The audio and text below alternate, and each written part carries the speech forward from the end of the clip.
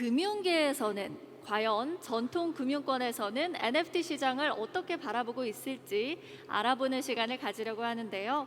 미래에셋증권의 이용재 선임 매니저와 함께 넥스트 금융혁신의 키, 디지털 자산과 NFT라는 주제로 강연을 청해 듣도록 하겠습니다. 여러분 큰 박수 부탁드립니다.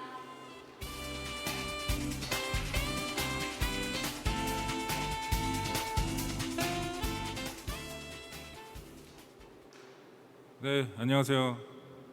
미래에셋증권의 이용재라고 합니다.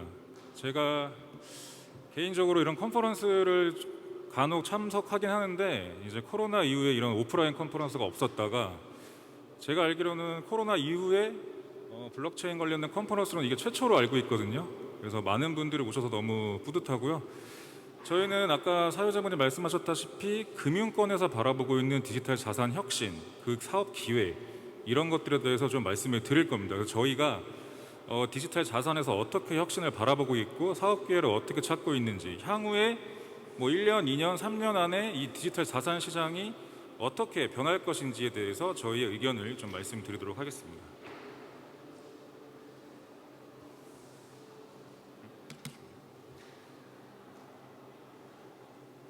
네, 들어가기에 앞서서 지금 여기 이 컨퍼런스장까지 오시는 길에 여러분들도 아마 뭐 디지털 자산들의 가격을 확인하셨거나 투자를 하신 분들이 있을 겁니다. 근데 투자의 종류가 여러 개가 있을 거예요. 뭐 용돈을 벌기 위한 투자도 있을 거고, 뭐 목돈을 벌기 위한 투자도 있을 거고요. 근데 제일 중요한 투자, 제일 하고 싶은 투자는 바로 뭐 인생을 바꿀 수 있는 투자, 그런 투자이겠죠. 그래서 인생을 바꿀 투자, 사람은 한 번씩 살아가면서 인생을 바꿀 만한 투자 기회를 한 번 정도 잡는 게 굉장히 중요하겠죠. 이제 그런 것들을 잡으려면 제일 먼저 알아야 될 것들이 있습니다. 바로 이제 혁신이라는 것들이죠. 근데 이 혁신이라는 개념 자체가 굉장히 모호하고 학계에서도 굉장히 혼용해서 쓰고 있습니다. 그래서 그러한 혁신을 같이 좀 정의를 하고 저희 미래에셋증권이 이 디지털 혁신을 어떻게 정의하고 그 안에서 향후 뭐 1년, 3년, 5년 안에 어떤 변화가 있을지에 대해서 예상했던 것들을 지금부터 하나씩 말씀드리도록 하겠습니다. 뭐 혁신이라는 것들을 좀 자세히 좀 말씀드리려고 하는데 뒤에 표가 하나 있긴 한데 그것보다는 이렇게 좀 실제 케이스를 들어서 말씀드리는 게 좀 쉽게 와닿을 것 같아서 준비를 했고요. 지금 여러분들께서 지금도 확인하고 계시는 스마트폰, 핸드폰의 사례를 통해서 혁신이 어떻게 진행되어 왔는지, 종류가 무엇이 있는지를 좀 간단히 살펴보도록 하겠습니다. 왼쪽 하단에 있는 잘 안 보이는데 왼쪽 하단에 큰 핸드폰, 벽돌폰처럼 생겨 있는 게 바로 무엇이냐면 모토로라에서 처음 만든 핸드폰이에요. 데이나텍이라는 핸드폰인데 1983년도에 출시가 됐습니다. 근데 이 전에는 핸드폰에 대한 개념이 아예 없었고 이 당시에 가장 최첨단의 기술이 장착된 커뮤니케이션 기기는 바로 카폰이었어요. 자동차에서 전화기를 사용하는 거죠. 근데 카폰이 나왔을 때만 하더라도 엄청난 혁신이었고, 근데 카폰까지 공통적으로 달려 있는 게 뭐냐면 전화선입니다. 선. 말 그대로 유선 통신이었다는 거죠. 그래서 전화기에 선이 없는 것 자체가 상상할 수 없는 일이었어요. 근데 모토로라가 무전기를 만드는 와중에 무전기보다는 전화기로도 가능하겠는데? 라는 착상을 사업화를 해서 이 데이나텍이라는 최초의 핸드폰이 나오게 된 거죠. 그래서 그 위에 디스컨티뉴어스라고 적어놨는데 이게 한글로는 불연속적이다, 불연속적인 이런 뜻이에요. 그러니까 과거의 인프라, 과거의 기술과는 단절된 완전히 새로운 기술로 인해 생겨난 새로운 제품이 나타났을 때 불연속적인 혁신이란 단어를 씁니다. 유선통신에서 무선통신의 시대를 열었기 때문에 사람들의 생활 양식이 전부 다 바뀌었어요. 그래서 불연속적인 혁신의 사례로 들었고요. 그러면 이렇게 핸드폰이 처음 나왔을 때, 불연속적인 혁신인 핸드폰이 처음 나오고 나서 그 다음에는 어떤 혁신들이 이루어지냐면 오른쪽 화살표 단계별로 점진적인 혁신이 일어납니다. 핸드폰을 기반으로 해서 뭐 문자 메시지랑 게임을 더한다던가 뭐 아니면은 뭐 이메일을 추가한다거나 아니면 카메라를 단다거나 MP3를 붙인다거나 아니면 와이파이를 붙인다거나 하는 것들은 전부 다 무선 통신 기기인 핸드폰 안에서 이루어진 점진적인 기능 확장이죠. 이거를 이제 점진적인 혁신이라고 합니다. 그 다음에 다들 잘 아시다시피 급진적인 혁신이 이게 점진적인 혁신에 무르익다 보면은 나 이제 이건 좀 질린다. 내가 그냥 완전히 판을 바꿔보겠다라고 하는 혁신이 나오죠. 그게 뭐냐면 급진적인 혁신, 아이폰이 등장을 하게 되는 겁니다. 급진적인 혁신의 특징은 새로운 제품을 만들어내고 새로운 시장을 창출하는 겁니다. 애플의 아이폰 같은 경우는 어플리케이션을 도입했죠.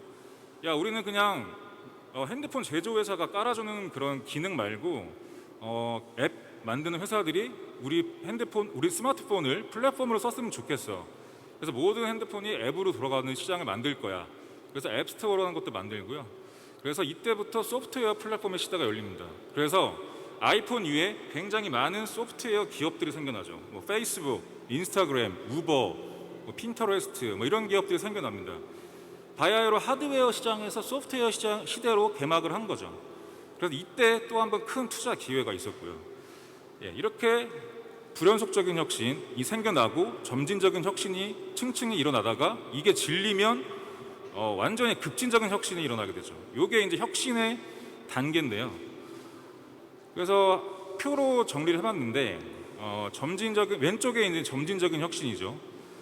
점진적인 혁신, 그 다음에 오른쪽에 급진적인 혁신, 그 다음에 파괴적인 혁신, 그 다음에 불연속적인 혁신이 나옵니다. 어떤 혁신에 투자를 해야 제일 높은 투자 수익률을 얻을까요? 당연히 불연속적인 혁신에 투자를 하는 게 가장 큰 투자 수익률을 얻어갈 것입니다. 당연히 리스크도 제일 크겠죠. 그래서 이 혁신의 단계별로 어떤 리스크 리턴 프로파일이 있는지를 보는 것도 굉장히 중요하고요. 그 다음에 이 혁신이 나타나는 이 혁신의 징후가 나타나는 순서도 굉장히 중요합니다. 아까 말씀드렸듯이 불연속적인 혁신이 나오고 그 다음에 점진적인 혁신이 나오고 점진적인 혁신이 좀 질린다. 그러면 급진적인 혁신이 나옵니다. 근데 급진적인 혁신이 나오고 나서도 갈 때까지 갔다. 그러면 이제 여기서 파괴적인 혁신이 나오는 거죠. 파괴적 혁신은 뭐냐면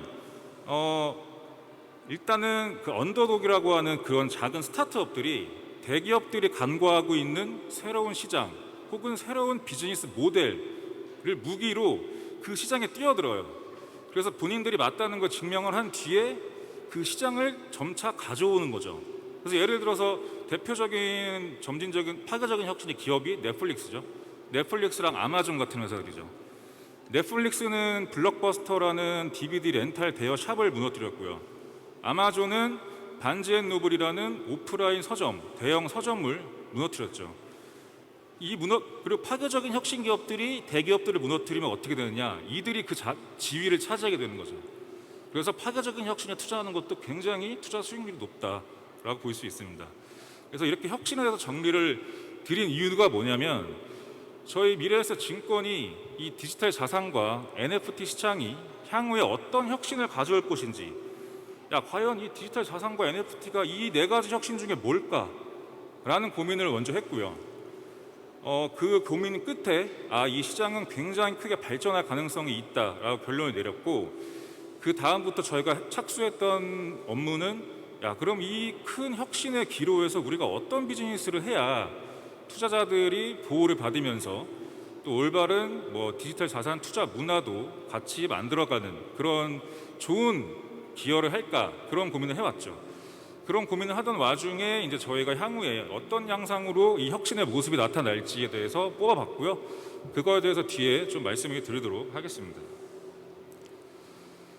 자, 저희가 바라보고 있는 디지털 자산 혁신은 레디컬, 디스럽티브, 디스컨티뉴어스가 전부 다 혼합되어 있는 형태다. 이게 지금 하나하나의 혁신의 개념으로 설명될 수 있는 모습이 아니라 레디컬, 디스럽티브, 디스컨티뉴어스가 혼재된 양상이고 이러한 혁신은 전례 본 적이 없는 혁신이다 라고 판단을 내렸습니다.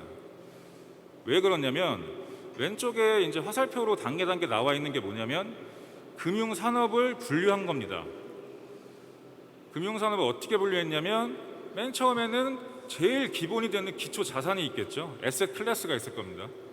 그 다음에 이 에셋 클래스를 둘러싸고 있는 파이낸셜 비이클이 있을 거예요. 뭐 ETF, 펀드, 뭐 책, 이런 것들이 이제 비이클이 되겠죠. 뭐 ELS 뭐 이런 것들이죠. 그 다음에 이런 비이클들이 모여서 만들어낸 서비스가 파이낸셜 서비스로 확장이 되는 거고요. 그 다음에 이런 것들을 지탱해주는 인프라스트럭처, 그 다음에 뭐 통화 정책들이 있겠죠. 그 기저에는. 이런 전통 금융의 분류 방법이 가운데 녹색 벽, 그러니까 디스컨티뉴어스한 혁신을 마주하면, 그러니까 단절된 혁신이죠. 그게 뭐냐면 이제 디지털 자산, 뭐 비트코인, 뭐 이더리움, 그다음에 뭐 NFT, 뭐 다양한 토큰들과 만나게 되면 각기 다른 양상의 혁신들을 만들어낸다는 거죠. 그래서 보시면은 파란색으로 되어 있는 게 레디칼한 것들이고요. 보시면은 디지털 에셋 펀드나 ETN 이런 것들, 뭐 디지털 에셋 ETF, 최근에 나온 비트코인 ETF 같은 것들이 기존의 금융시장에 있던 거지만 완전히 다른 양상을 만들어낸 레디칼한 혁신인 거고요. 그다음 디스럽티브한 것들은 크립토 네이티브한 성격이 좀 강합니다. 뭐 비트코인, 뭐 이더리움 같은 그런 토큰들부터 해서 뭐 디파이나 뭐 탈중앙화 거래소 이런 것도 약간 디스럽티브한 이노베이션이죠. 기존의 대기업 금융회사들이나 금융회사들이 하지 않았던 것들을 함으로써 실제로 지금 제도권에 있는 대형 금융회사를 위협하고 있는 수준까지 올라왔기 때문에 이런 것들은 디스럽티브한 이노베이션이라고 저희는 보고 있고요. 그래서 전례 없던 세 가지 혁신이 섞여서 나오고 있는 상태다. 그래서 저희는 여기에 무한한 가능성이 있고 실제로 미국의 뉴욕의 월가의 금융회사들은 전부 다 여기에 진출해서 각기 비즈니스를 하고 있는 상황이죠. 국내 금융회사들도 마찬가지입니다. 예. 자, 그래서 디지털 혁신의 모습이 향후에 어떻게 변할 것이냐, 어떤 양상으로 전개가 될 것이냐에 대해서 말씀을 드릴 거예요. 이게 뭐 타임라인이 정확히 나와 있는 건 아니지만 뭐 6개월, 1년 뒤에 이렇게 됩니다라고 말씀 못 드리지만 장기적으로 이렇게 갈 가능성이 높다라는 7가지에 대해서 좀 말씀을 드리도록 할게요. 첫 번째는 비트코인 법정화폐로 채택하는 국가가 늘어날 것이다 라는 것들이죠. 지금 엘살바도르가 올해 비트코인을 법정화폐로 법정화폐 지위를 부여를 했죠. 근데 일각에서는 엘살바도르 이거 미친 짓이 아닌가라는 얘기를 하겠지만 실제 엘살바도르의 현실을 알게 되면 그렇게 얘기를 못 하실 거예요. 지금 엘살바도르는 금융 인프라가 너무나 부족하기 때문에 젊은 세대들한테 금융의 기회가 없고 미래가 없는 상황이죠. 그래서 국가적인 부를 만들어낼 기회가 굉장히 적습니다. 그렇기 때문에 비트코인을 그렇기 때문에 달러를 쓰는 거고요. 달러를 쓰면서 인플레이션에 시달리고 있었는데 미국이 아닌 이상 달러를 쓰는 국가들이 잘 된 사례가 거의 없거든요. 그래서 엘살바도르의 처지는 달러를 쓰면서 망할 것이냐, 달러를 쓰면서 망해갈 것이냐, 아니면 비트코인으로 모험을 해볼 것이냐, 이 두 가지 기로에 서 있는 거죠. 저라도 비트코인으로 모험을 한번 해볼 것 같아요. 그래서 선택을 했다라고 보시는 게 맞고요. 근데 이런 행보를 비슷한 처지에 있는 국가들이 따라갈 가능성이 높다라는 거죠. 통화 취약국들. 그래서 하단의 표를 보면은 이제 솔리드 머니 스코어링이라고 하는 게 있는데 이게 낮은 국가들일수록 비트코인을 합법화하는 움직임들이 보이고 있어요. 뭐 아르헨티나나 뭐 우크라이나 같은 데들이 지금 166개국 중에 거의 최하단에 있기 때문에 이들이 비트코인에 대해서 합법화를 추진하는 뉴스들이 나오고 있고 그 이유가 바로 자기네들 통화가 취약하기 때문에 그런 겁니다. 그래서 내년에는 정확히 몇 개의 국가가 그렇게 결정을 할지는 모르겠지만 굉장히 활발하게 남미나 아프리카, 중앙아시아, 동유럽 이쪽에서 법정화폐 혹은 비트코인 합법화 움직임이 거세게 일어날 거다라고 보고 있습니다. 두 번째는 대기업의 진입 가속화. 지금 제가 여기 와서 이렇게 발표를 하고 있는 것 자체가 요 변화를 증명하는 꼴이 되겠는데요. 제가 기존에 컨퍼런스에 나갔을 때는 개인적인 이름을 들고 나갔어요. 근데 이번에는 지금 보시면 미래에셋 증권의 이름을 들고 나와서 말씀을 드리고 있죠. 그만큼 시대가 변하고 있고 대기업들도 특히나 금융기업들은 이쪽에 관심이 굉장히 많습니다. 그래서 이들이 어떤 양상으로 비즈니스를 할 것이냐면 대기업들은 비즈니스 디벨롭먼트에 대한 노하우가 많습니다. 근데 대신에 기술이 없어요. 블록체인 테크놀로지는 살짝 부족합니다. 그렇기 때문에 블록체인 기술 회사들과의 콜라보레이션이 많이 일어날 거예요. 그렇게 되면 어떻게 되냐? 실제로 커머셜라이제이션을 잘할 수 있는 킬러 서비스가 만들어질 겁니다. 이게 비트코인이나 블록체인이 아무리 좋아도 실제로 많은 사람들이 쓸 수 있는 킬러 앱, 킬러 서비스로 발전을 해야 실제로 의미가 있고 돈도 더 많이 벌 수 있잖아요. 그런 것들을 이제 커머셜라이제이션이라고 하는데 이런 현상들이 많이 일어날 겁니다. 아마 내년부터는 굉장히 많은 회사들이 블록체인과 디지털 자산을 갖고 다양한 서비스를 준비 중 혹은 출시를 할 겁니다. 그 다음에 디지털 자산 거래소의 진화도 나타날 겁니다. 지금 거래소 2.0이라고 이름을 붙였는데 지금 현재 거래소는 단순 트레이딩 기능에 국한돼 있어요. 뭐 일부 다른 기능을 추가하고 있긴 하지만 블록체인과 디지털 자산 인더스트리 내에서 있는 단순한 기능적인 확장에 그쳐 있습니다. 근데 향후에는 다양한 플랫폼들이 서로 얽혀 있는 슈퍼 플랫폼, 슈퍼 앱 형태의 슈퍼 익스체인지가 나타날 가능성이 높습니다. 왜냐하면 지금 거래소들도 계속해서 패러다임 바뀌면서 1등들이 바뀌고 있어요. 뭐 FTX도 있고요, 뭐 덱스 넘어오면서 유니스왑 DYDX도 있고, 뭐 바이낸스도 있었고요, 토큰을 처음 만들었던. 그러니까 거래소도 계속해서 진화를 하는데 저희가 봤을 때 미래의 거래소 형태는 이제 슈퍼 익스체인지라고 해서 굉장히 다양한 기능을 제공하면서 그 안에서 투자까지 이루어질 수 있는 그런 슈퍼 익스체인지가 나올 것이다 라고 보고 있는 상황이에요. 근데 그 형태가 뭐냐면 다양한 앱들이 있어요. 지금 여러분들이 지금도 사용하고 있는 다양한 앱들이 있겠죠. 금융 앱, 뭐 소비 앱, 그다음에 뭐 게임 앱, 그다음에 뭐 뱅킹 앱 이런 것들이 있겠죠. 근데 이런 앱들, 이런 플랫폼들이 하나로 연합을 해서 거래소를 만드는 거예요. 이 경우에는 굉장히 다양한 기능과 그다음에 각각의 플랫폼이 갖고 있는 기존 고객들, 그다음에 서비스들까지도 붙일 수 있기 때문에 굉장히 포괄적인 거래소 서비스가 가능해집니다. 그래서 이런 거래소가 나오게 될 경우에는 현재 있는 글로벌 거래소 랭킹 자체가 바뀔 수 있는 새로운 물결이 될 수도 있다라고 저희는 보고 있고요. 그다음에 네 번째죠. 네 번째는 블록체인 기업 및 디지털 자산 투자 상품 출시가 증가할 것이다라고 보고 있어요. 지금 며칠 전이죠. 프로쉐어스라는 ETF 회사에서 비트코인 선물에 투자하는 ETF를 출시를 했죠. 근데 재밌는 게 이 ETF가 출시된 날 첫날 박스 오피스가 역대 ETF 첫날 거래량 2위를 차지했습니다. 그만큼 시장성을 증명을 한 거죠. 자, 이러면 ETF 운용사들이 이 그래프를 봤을 때 어떤 생각이 들까요? 아, 프로쉐어즈 부럽겠다 이렇게 생각할까요? 아니죠. 야, 선물은 전초전이고 야, 그럼 현물 시장은 더 박 터지겠네, 빨리 준비해야겠다라는 생각을 하지 않을까요? 그래서 더 선물 ETF도 많이 나올 거고 현물 ETF도 많이 나올 겁니다. 그 다음에 나아가서 이렇게 기존의 인덱스 형태 말고도 전략형 비트코인이나 이더리움 ETF가 나올 가능성이 높습니다. 왜 그러냐면 선물 ETF가 좀 맛보기로 출시를 했지만 그 자체가 불안정한 상품은 아니지만 그 자체로서 제약이 있는 상품이에요. 왜냐하면 CME 규정상 특정 업체가 특정 월물의 선물 계약을 2,000계약 이상 가져갈 수가 없어요. 그리고 전체 선물 계약에 5,000계약 이상 보유가 안 되는데 이미 프로쉐어즈의 비트코인 ETF는 저희가 추산한 바로는 이미 거의 끝까지 다 갖고 있는 상태예요 지금. 그래서 확장 더 ETF가 커질 수가 없는 상황인 거죠. 그러면 괴리율이 증가하고요. 그다음에 지금 비트코인 현물에 투자하는 게 아니라 선물에 투자하고 있잖아요. 당연히 펀드는 만기가 없기 때문에 계속 선물 계약을 갱신을 해야 돼요. 그럼 갱신하는데 비용이 듭니다. 그럼 비용들이 쌓여서 투자 손실로 그러니까 투자를 가져갈 수 있는 수익을 덜 갖고 가게 되는 거죠, 투자자들이.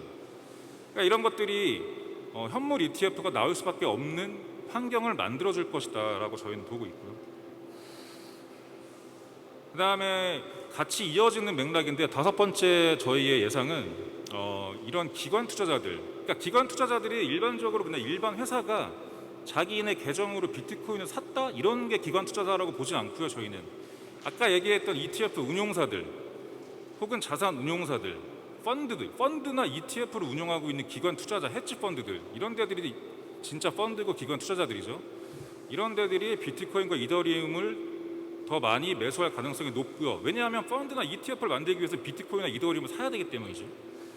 그러면 그들이 그걸 사는데 도움을 줄 수 있는 그런 각종 비즈니스들, 그 다음에 이들이 그걸 사서 ETF나 펀드를 만들어서 최종 투자자한테 전달할 때까지 그 일련의 밸류 체인에 중간중간 들어가서 윤활유 역할을 하는 그런 업체들이 있을 겁니다. 그게 바로 이제 하단에 동그라미 그림에 있는 그런 기능들을 제공하는 업체들이고요. 이러한 회사들이 해외에는 이미 많이 생기고 있고요. 국내에도 내년부터 많이 생길 거라고 보고 있습니다. B2B 시장이죠, 완전히. 이런 기업들이 또 투자 가치도 굉장히 높을 거다라고 보고 있고, 실제로 디지털 자산 시장에 더욱더 성숙해지기 위해서는 이런 기업들이 더 많이 나와야 진정한 의미의 기관 투자자들이 더 많은 투자를 하고, 또 나아가서는 다양한 투자 전략을 연구해서 다양한 개인 투자자들이 실제로 그런 것들 참고해서 더 좋은 투자를 할 수 있게 만드는 그런 올바른 투자 문화까지도 이어져 있기 때문에 이 시장은 굉장히 필요한 시장이고, 이런 역할을 수행하는 기업들은 향후에 더욱 많아질 것이라고 보고 있습니다. 자, 그 다음에 6번째 저희가 보는 미래의 모습은 아까 대기업과의 콜라보랑 좀 일맥상통하는 얘기인데, 실제로 그거의 첫 번째 걸음은, 대기업들의 진출의 첫 번째 걸음은 제도권 금융회사와 블록체인 기술회사, 보안회사의 콜라보로 시작될 가능성이 높습니다. 왜냐? 지금 여러분들 여기서 블록체인 기술에 관심 있어서 오신 분들도 많이 있겠지만, 실제로 제일 많이 관심 있어서 오신 게 투자 아닌가요? 투자를 해서 목돈을 벌고 싶고, 나아가서는 내 인생이 바뀔 만한 그런 투자 기회를 잡고 싶은 거 아닌가요? 결국에는 금융의 영역으로 갈 수밖에 없다는 이야기죠. 그래서 밑에 그림을 보시면 분산 원장, 그러니까 블록체인에서 그렇게 얘기하고 있는 분산 원장을 다 같이 공유해서 저장한다. 그다음에 그런 것들을 자발적으로 참여하게 만들기 위해서 토큰을 만들었다. 그런 것들을 비트코인이라 명한다.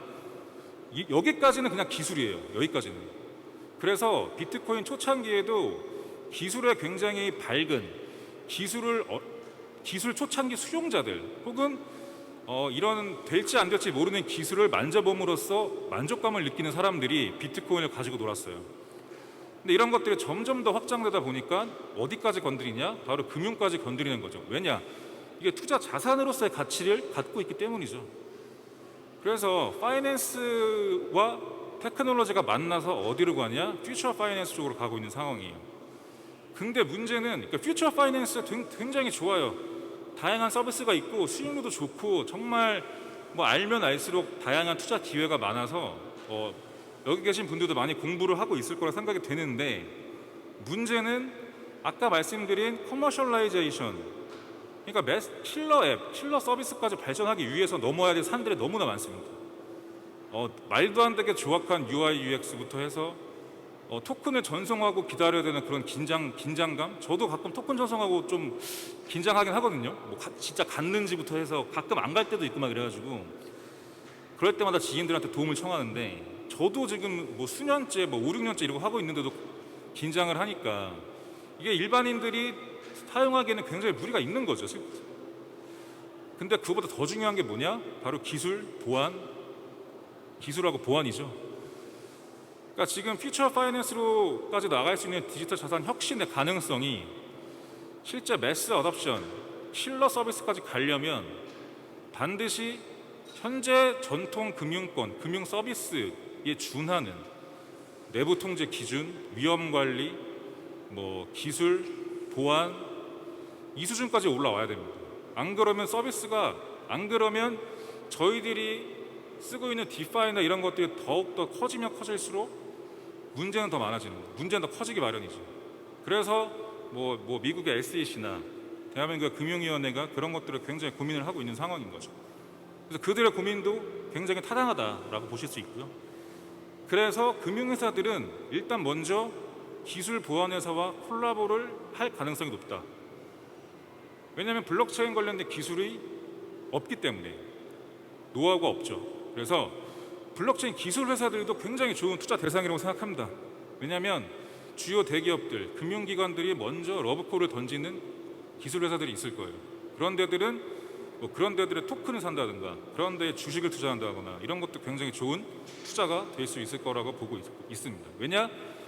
테크놀로지가 파이낸스를 만나서 퓨처 파이낸스로 가기 위해서 꼭 필요한 기술이기 때문이죠. 그 다음에 아마 이게 마지막인 것 같은데 저희 NFT 세미나이기 때문에 NFT 얘기를 좀 하려고 합니다. 앞에서 NFT의 개념과 NFT 현황, 그다음에 NFT 서비스가 뭐가 있는지에 대해서는 자세히 들으셨을 거라 생각이 되고요. 그래서 저는 이제 NFT 관련돼서도 저희가 바라보고 있는 NFT의 미래 모습, 이게 과연 금융산업에 어떤 영향을 줄 것인지에 대해서 간단히 말씀을 드리려고 해요. 간단히밖에 말씀드리기가 어려울 수밖에 없는 게 실제로 이 NFT 시장은 너무나 초창기 시장이다 보니 비트코인, 블록체인, 디파이 이런 것보다 더 초기 시장이다 보니 아직까지 뭔가 아트 시장이나 컬렉터블 아트 외에는 뭔가가 없어요. 그래서 저희가 그렇지만 가능성은 무한하기 때문에 이렇게 변하지 않을까라는 것들을 좀 말씀을 드릴 거예요. 그래서 왼쪽에 그래서 보시면은 저는 이제 가치의 원천은 그냥 스토리라고 생각합니다. 그래서 스토리텔링을 얼마나 잘하느냐가 그 사람의, 그 기업의 비즈니스 수완, 사업 수완을 측정하는 가장 중요한 척도가 된다고 생각합니다. 그래서 이런 스토리들이 주거 생활, 교육, 라이프 스타일 이런 스토리가 프라이싱, 증권화돼서 페어한 프라이싱을 갖게 되는 게 어떻게 갖게 되냐면 부동산으로 갖게 되는 거죠. 나는 저 지역에서 살면서 저런 라이프 스타일, 저런 교육, 저런 주거 환경에서 살고 싶어. 그럼 얼마가 들까? 그러한 스토리를 내가 믿고 그 스토리의 가격을 지불하고 싶은데 그럼 얼마를 지불해야 될까? 가격이 얼마일까? 정확히 나오죠. 그 동네 아파트 가격이 나오는 거죠. 그 다음에 주식도 마찬가지예요. 기업의 성장 스토리. 주식 투자할 때 제일 많이 보시는 게 뭘까요? 재무제표? 요즘 재무제표 안 보죠. 제일 먼저 보는 게 뭔가? 기업의 성장 스토리죠. 얘네가 혁신을 하는가? 성장 스토리가 매력적인가? 꿈을 주고 있는가? 그게 주식으로 구현화돼서 여러분들이 많이 거래를 하는 거죠. 테슬라 같은 주식들을 말이죠. 그럼 테슬라의 시가총액이 테슬라의 기업의 성장 스토리의 가격인 거예요. 그게 유통시장에서 거래되는 페어 프라이스인 거죠. 근데 NFT가 나오면서 크리에이터 스토리, 제가 더 NFT를 중요하게 보는 이유는 이 주식과 부동산이 아닌 다양한 창작자들, 무에서 유를 만들어내는 모든 사람들의 스토리도 페어하게 가격을 매길 수 있는 시장에 나타난다. 왜냐? 디지털화되어 있고 NFT 마켓플레이스에서 거래가 되고 위변조가 불가능하면서 소유권이 인정되기 때문이죠. 그래서 무궁무진하게 발전할 수가 있어요. NFT는 지금 현재 미술품, 디지털 아트, 알고리즘 컬렉터블 이런 거 민팅해서 레어도 체크하고 크립토 펑크 같은 거 갖고 있는 거에서 시작을 한다면 향후에는 모두가 NFT를 발행할 수 있고 창작 활동을 하고 있는 모든 사람들이 자신의 창작 활동에 대해서 정당한 스토리 평가를 받고 가격을 받을 수가 있는 거죠. 저도 마찬가지고. 이런 큰 시장이 오기 때문에 이 NFT 스토리가 연결되어 있는 인더스트리는 굉장히 많습니다. 모든 게 다 돼요. 미술품 이런 것만 되는 게 아닙니다. 그래서 이 NFT가 금융시장으로 어떻게 넘어올지 저희가 예상을 했는데 실제로 NFT 증권이라는 것도 나올 수 있을 거라 생각합니다. NFT는 토큰이죠. 근데 여기에 증권형 속성을 부여하게 되면 증권형 토큰이란 말입니다. 근데 증권 속성과 NFT의 속성을 둘 다 갖고 있으면 그냥 NFT 증권이에요. 예를 들면 이런 거죠. NFT 멤버십인 거예요. 멤버십. 예를 들어 A라는 기업이 멤버십을 줘요. A라는 커피 회사가 NFT로 멤버십을 발행해요. 10,000개를 발행해서 이 10,000개 NFT를 산 사람들은 저희의 슈퍼 울트라 멤버십입니다 라고 하면 이 사람들이 그걸 사겠죠. 그러면 여기에 굉장히 익스클루시브한 혜택들을 줘요. 그 다음에 다양하게 배당이나 이런 것도 줄 수가 있어요. 증권으로 분류가 된다면. 그러면 멤버십과 그런 주주가 동시에 되는 거예요. 지금 우리가 삼성전자 주식을 갖고 있다고 해서 삼성전자 VIP 고객은 아니죠. 근데 이게 한 번에 될 수 있다라는 거죠. 멤버십 혜택과 주주의 역할까지 동시에 할 수 있는 것들이 바로 저희가 봤을 때는 NFT 멤버십이라고 보는데, 향후에 이런 NFT 멤버십 같은 걸 활용하는 기업들이 많이 늘어날 것 같아요. 저희는 그런 회사들이 또 투자 가치가 많이 있다라고 보고 있고요. 물론 이 NFT 멤버십이 나올 때까지는 시간이 좀 걸릴 것 같아요. NFT에 대한 증권형 속성과 그 NFT 안에 있는 스마트 컨트랙 안에 있는 다양한 메타데이터들에 대한 법적 효력을 인정받아야 되기 때문이죠. 자본시장법도 개정을 해야 되고. 근데 향후에는 이런 식으로 흘러갈 수밖에 없다라고 저희는 보고 있고, 뭐 이러한 서비스들을 좀 고민하고 있는 상황입니다. 네. 이상으로 제가 준비한 7가지 변화와 혁신에 대해서 말씀을 다 드렸고요. 예, 이렇게 모처럼만의 오프라인에서 디지털 자산과 블록체인에 관심을 갖고 있는 모든 분들 만나게 돼서 정말 영광이었고요. 예, 발표를 이것으로 마치도록 하겠습니다. 감사합니다.